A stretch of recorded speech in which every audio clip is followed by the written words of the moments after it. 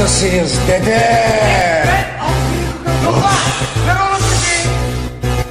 Ses ver Adana, zirveden selam. Durmak yok hobi, patlamaya devam. Yok bundan sonra size sigara filan. Uçuyor yıldızlara müptezel bayan. Ses ver Adana, zirveden selam. Durmak yok hobi, patlamaya devam.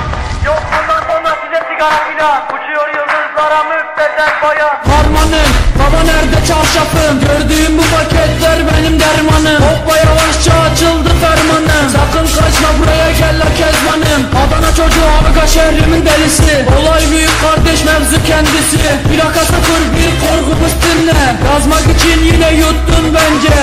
Hey torbacı bana versene borç. Olmaz lan olanlarları peşin satıyoruz. Bu yüzden babamın cüzdanını çalıyoruz. Akşam olunca dayak yemeye başlıyoruz. Ben yazınca mı kor neşemiz yerinde. Siz ayrı tripte bense düşüşte. Halüs görüyorum ben bu sahnede. Kaç paket sigara bitti lan o kahvelerde. Kapı yutmayınca dönmüyor tekeri. Tribe sokma beni sikerime beni. Gidin heyecan abinize selam söyleyin. Tahtını sikiyorum ben de böyleyim. Demiş Adana merkezin sözler çalıntı.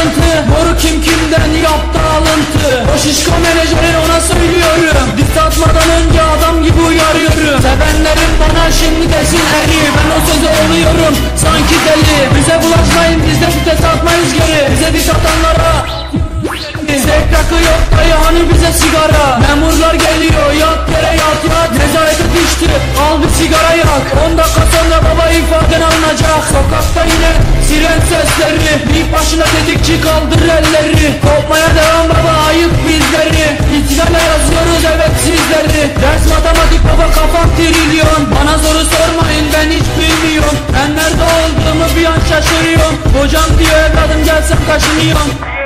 Daha bu çocuk olmadı. Kafası güzelken banka soymadı. Bu olay bitmedi mevzu olmadı.